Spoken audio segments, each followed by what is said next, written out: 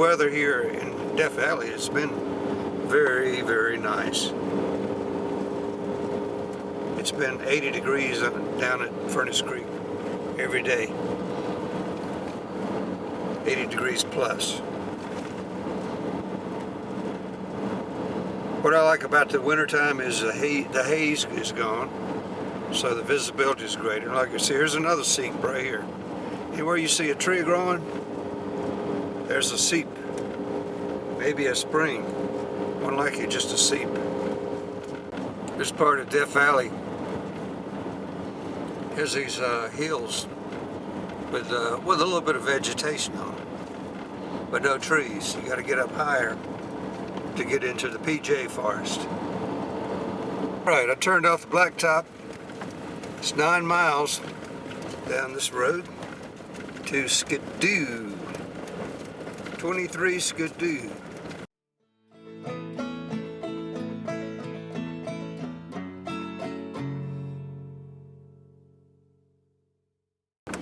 Alright, it's got a little bit of a climb here. And somewhat rough, but not high clearance.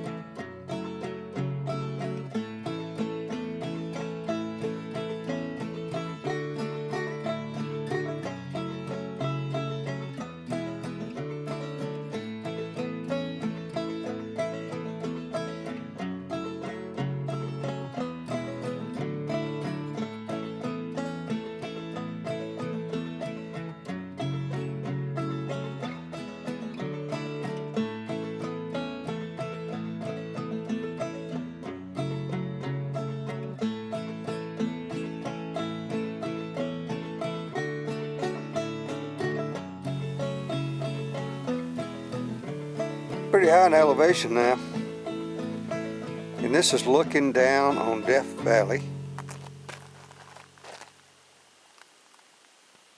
I'm not quite sure where, but I would guess Furnace Creek.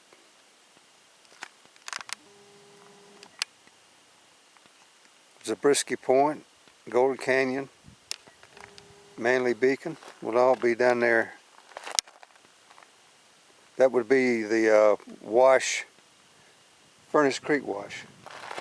Look at this. This is just like, I forget what you call this stuff, Mormon tea. Alright, I'm getting closer. Up here, this elevation, on the very far horizon, you can see the Sierra Nevada mountains.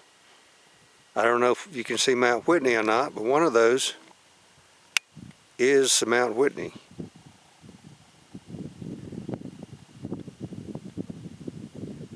Notice they have a little bit of snow on them.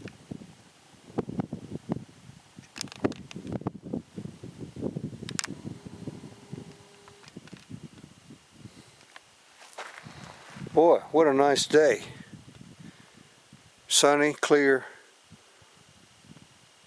Not too bad as far as being cold, not windy. Look, here's some debris from the past. See that old can right there? And some debris from the present.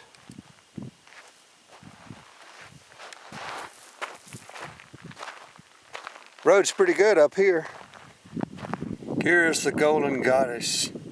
Here the Golden Goddess is again singing her siren song of enchantment, and California is again beckoning the world with a finger of gold. The world is listening and coming to Skidoo.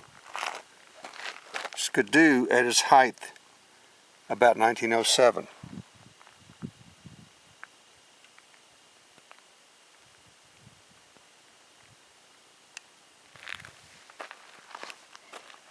Pretty substantial buildings here, made out of wood. A lot of these old mining camps are just tents like this. They could be easily moved, but there's nothing left. So you are standing in downtown Skidoo. Unlike other Death Valley boom towns, Skidoo flourished for nearly 10 years. At its height in 1907, it boasted 700 residents, a newspaper, a bank, a school, and telephone service. The hundreds of mines here earned about $1.6 million when gold was sold at $20 per ounce, making Skidoo one of California's most productive gold camps.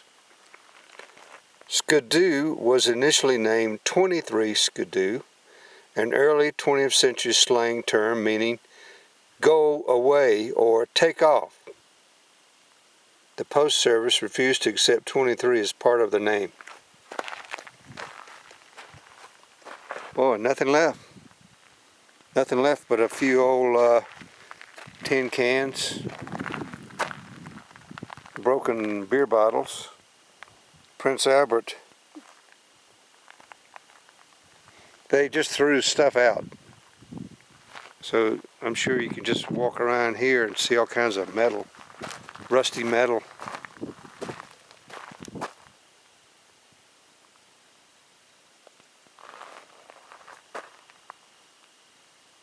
Downtown Skidoo. Make that 23 Skidoo. All right, I'm looking for the crusher. I think it's down that middle road.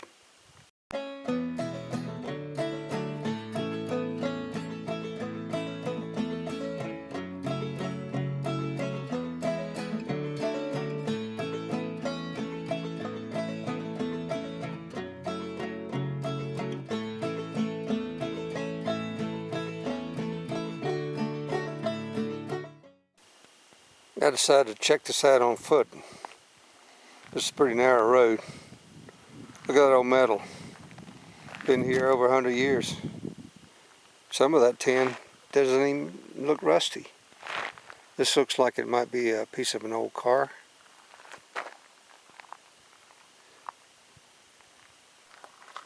These are bed gates. Keep people out, let the bats in. Wonder how far that goes back.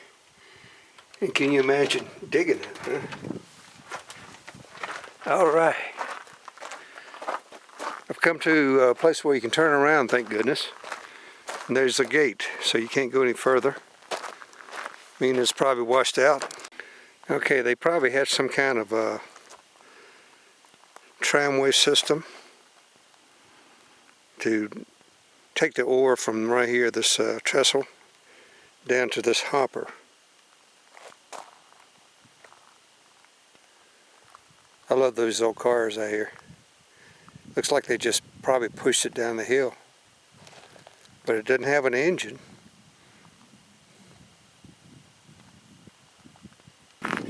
Skidoo mill, powered by water piped from a spring high in the Panamint Range.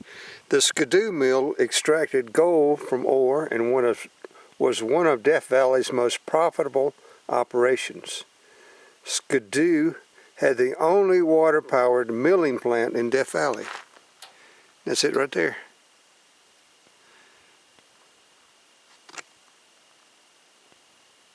Alright, here's the hopper. Put the ore in that. Dump it in that. Comes down this chute. There's a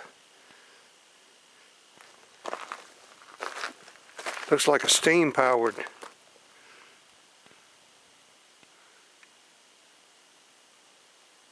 device for it probably had a cable or I don't know much about that stuff, but It has that heavyweight wheel on it. Okay, here's your water line right here. And then it came out to this platform and got dumped probably right there at the end. Went down the to some hoppers that fed the crusher.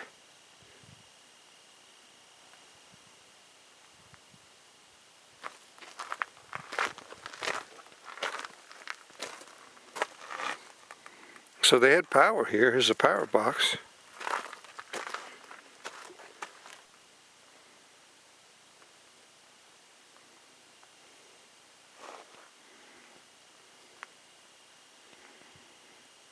Now they would pulverize the ore, and then they would put it in a settling tank and sort it out that way, and then they would put it into tanks that contained now I can't remember what the chemical is. Cyanide settling tanks. I think that's the way they did it, which would separate the gold from the ore. All right, here's the soaking hoppers, I guess, where they would, after the crushed ore would come down this chute right here, it would go into these big tanks here. All right, here's part of the old metal building on the outside.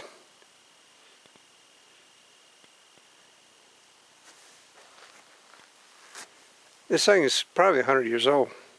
Or more than 100 years old, probably 120, 125. Somebody has redone the steps.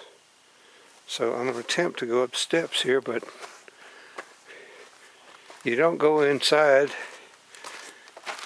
and along any of this boarding, which might be rotten. It's a cool old building. All right, here's part of your water supply right here, the pipeline. All right, look at those wheels, belt driven. See down here? Water powered mill. Isn't that something? All right, here's your big shafts with the crushers on the end there. So the ore would come down hoppers, and these stampers were just blah, blah, blah. Boy, what a racket, huh? It'd be kind of noisy. And then it goes on this metal tray.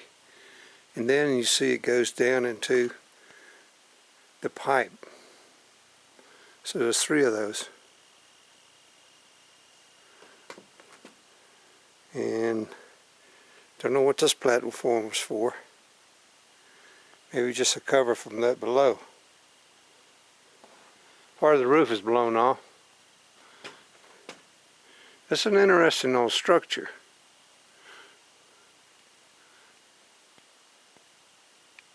Alright, this is the top where I was at. Coming down here.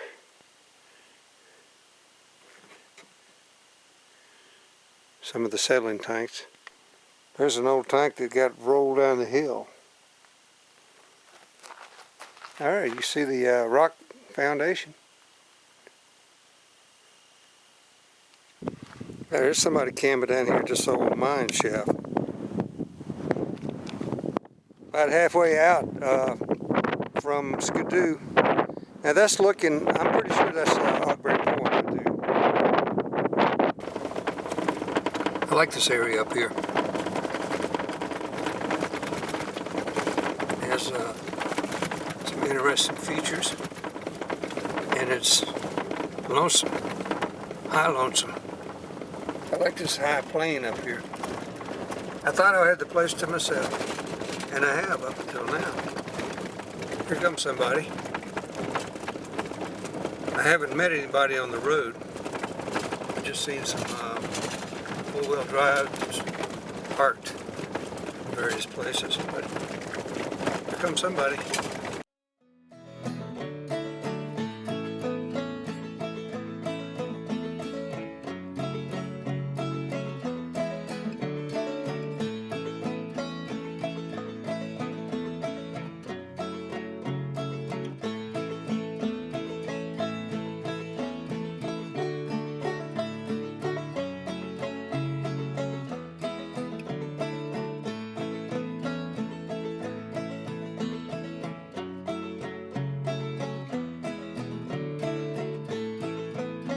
Alright, back on the blacktop. 45 miles an hour. I was only doing 10 to 15 on the washboardy dirt road.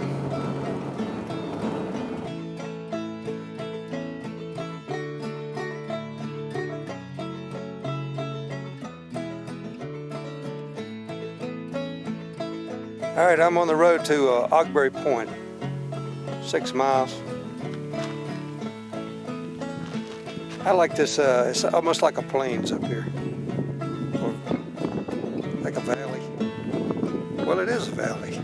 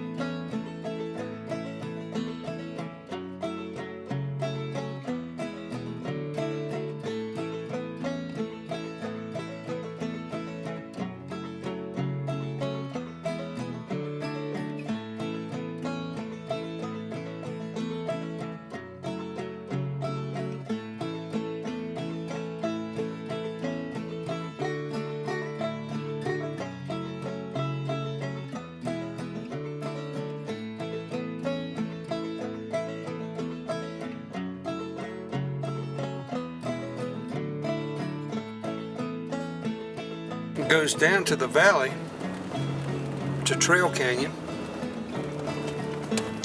I don't think you can drive that way now though. I think it's washed out at the top. Look at all the shards. Alright, just get higher. Seeing some greenery. Some Mormon tea that has green on it.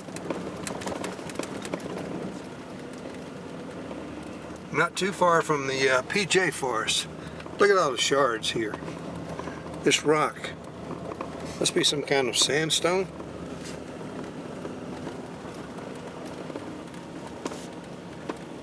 This is a rather tight little canyon here. Or it's more like a wash, I guess it would be. It's nice, huh? The road is good.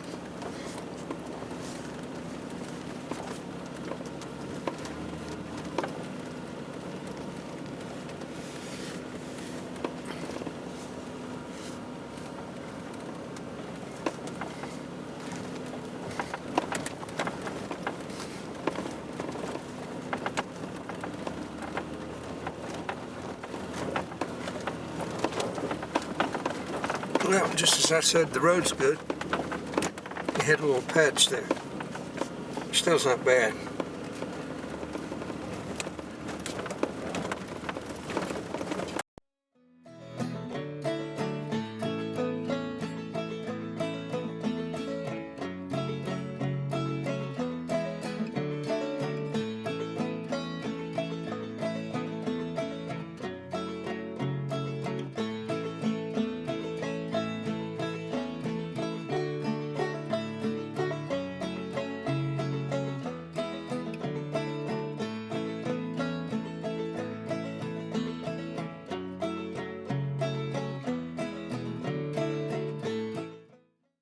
Alright, this is Trail Canyon. You're looking down on Badwater. South end of the valley. Mormon Mountain, Mormon Peak. There's a road that comes up here. It's probably a trail now.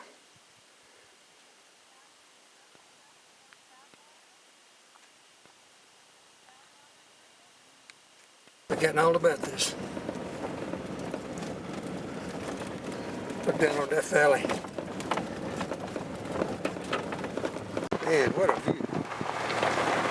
What a view. Alright, 6433, Aguereberry Point. Trail Canyon right here.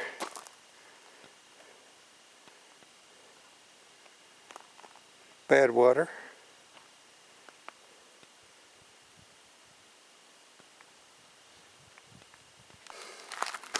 Alright, this is Pete Aguereberry. Aguereberry Point offers one of the most expansive vistas on the western side of Death Valley. Visible from here are Mount Charleston, 11,900 feet, 80 miles east in Nevada, and that's it right there. You can actually see it today.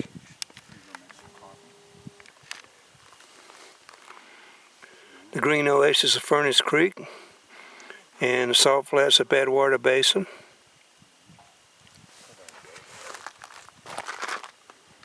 You can see Shoreline Butte down there. There's Badwater. Alright, this is looking down on Trail Canyon.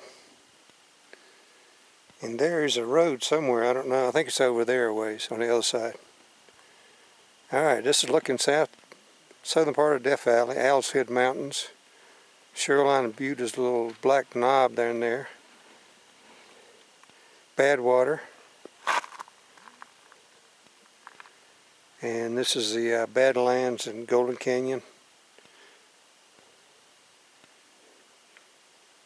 And there's Furnace Creek there to the left there, that little oasis there.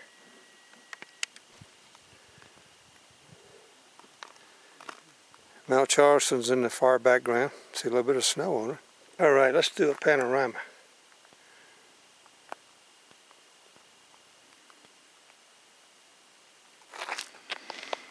These are the Panamas and Tucky Mountains, the big one in the background. This is looking north, the upper end of Death Valley towards the sand dunes area on the right.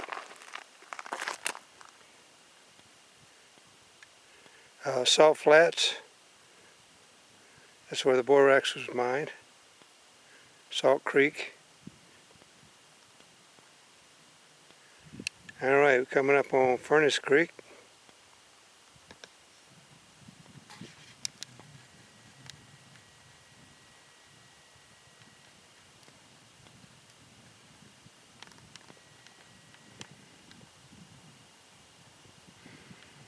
See the little square oasis there? That's Furnace Creek. Alright, you can see the end there. Hard to see, it's pretty tiny, but then this is Golden Canyon. Manly Beacon. Gower Gulch.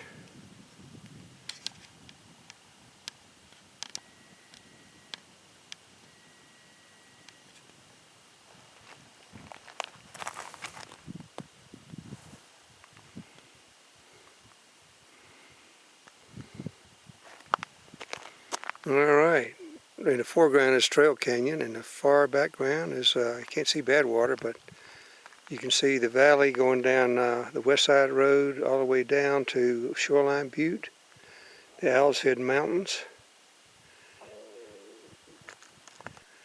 And this is looking back towards the Panamas Telescope Peak and Rogers Peak.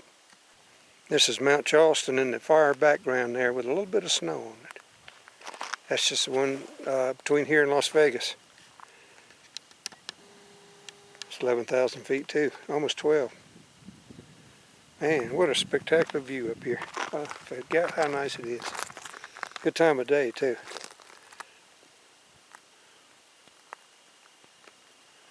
Just looking back to Mahogany Flats, where I came up.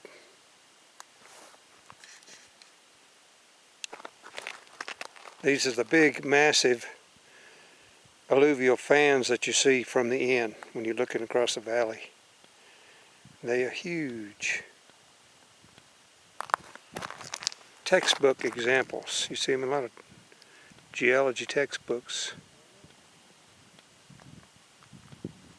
Alright, let's zoom in on Furnace Creek.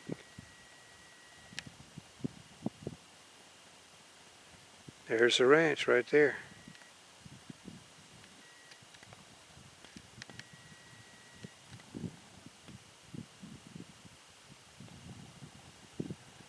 And here's the end, right? Where is the end?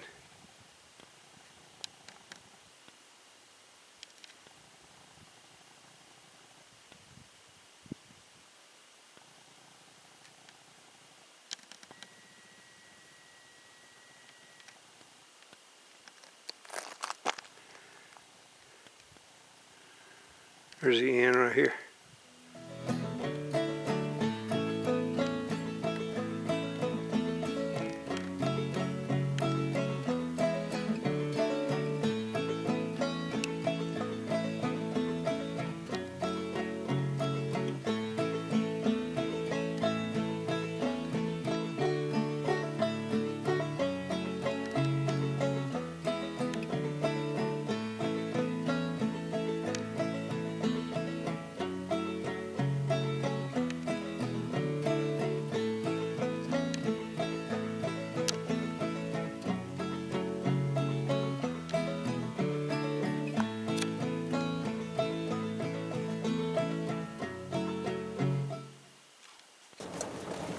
Boy, I love this road. Aguereberry Point. Man, what a nice day. It was warm, no wind. The air was clearer than it has been in several days. Just a lovely, lovely outing.